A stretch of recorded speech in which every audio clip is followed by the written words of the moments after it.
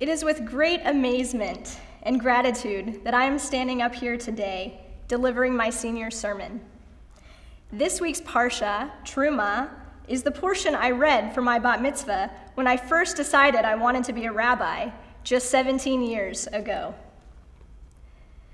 The journey has not always been easy, and now the COVID-19 pandemic hasn't made matters any easier. When I dreamt about the day of my senior sermon, I imagined being surrounded by my family, friends, classmates, teachers, and spiritual guides in the Women's League's sanctuary. I did not envision standing in an almost empty sanctuary as the mincha service is being broadcast via Zoom.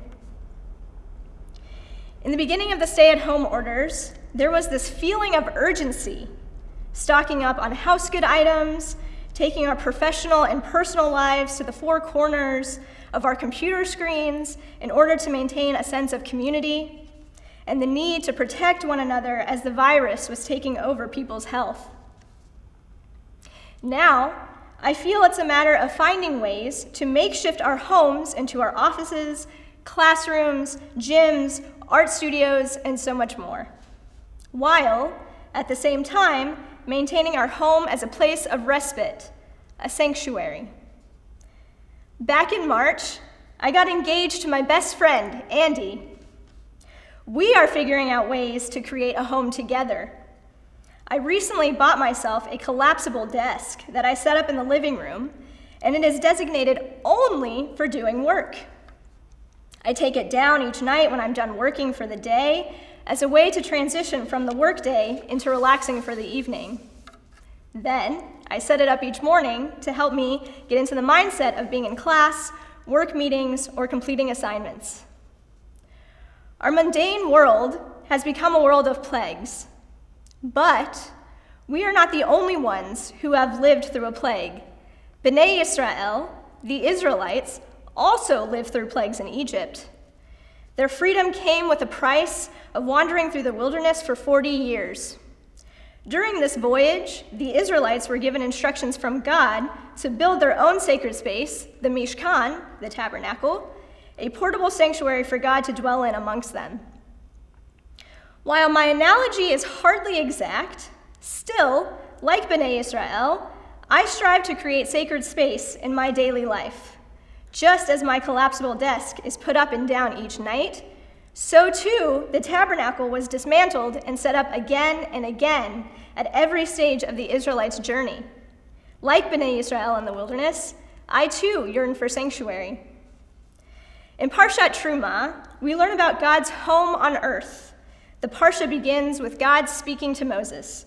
"Tell the Israelite people to bring me gifts. You will accept gifts for me from every person as their heart so moves them."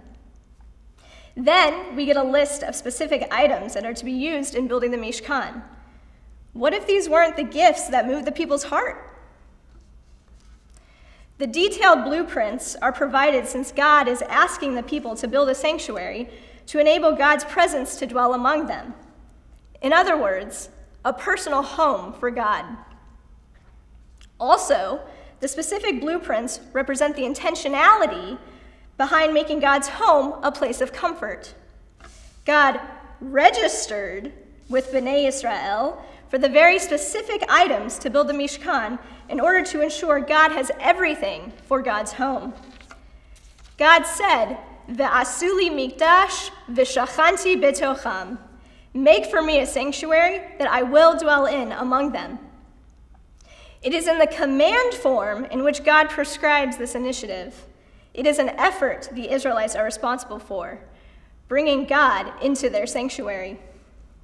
Seder Olam Rabbah, an early collection of Midrash, suggests, God said to them, "You are blessed, O Israel, that you merited to have the work of the tabernacle, and just as that you merited, may you merit that the temple be given to you, in which God's Spirit will reside among y'all."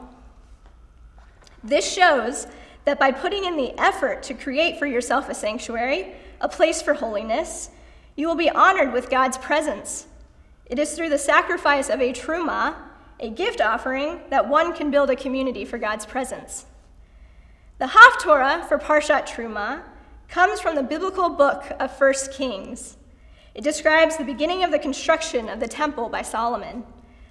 Unlike the exact instructions in the Torah for building the Mishkan, there is no divine blueprint in the book of Kings for the temple. God's presence in the temple is dependent upon the people following God's laws.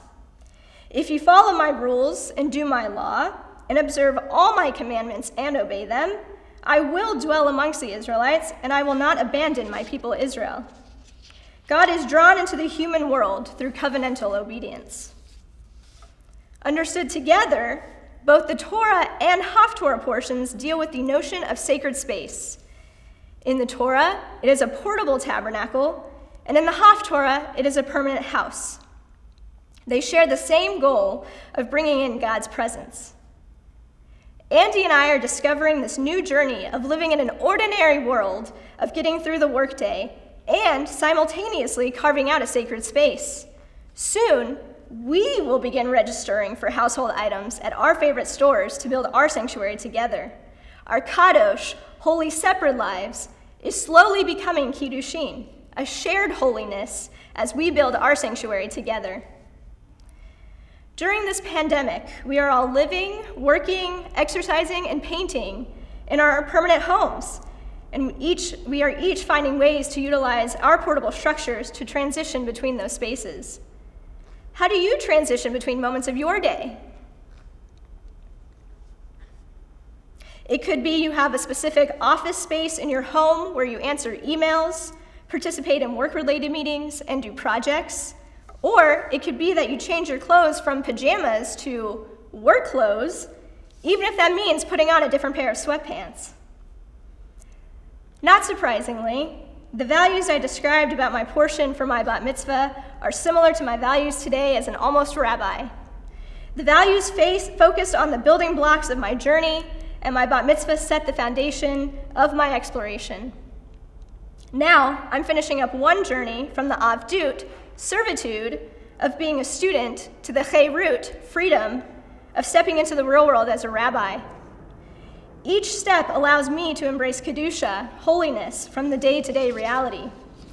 As God said, "Ve'asuli mikdash v'shachanti betocham," make for me a sanctuary that I will dwell in among them.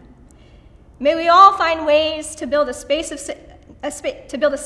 sanctuary out of the mundane, so that we may be able to put our heart into whatever we do.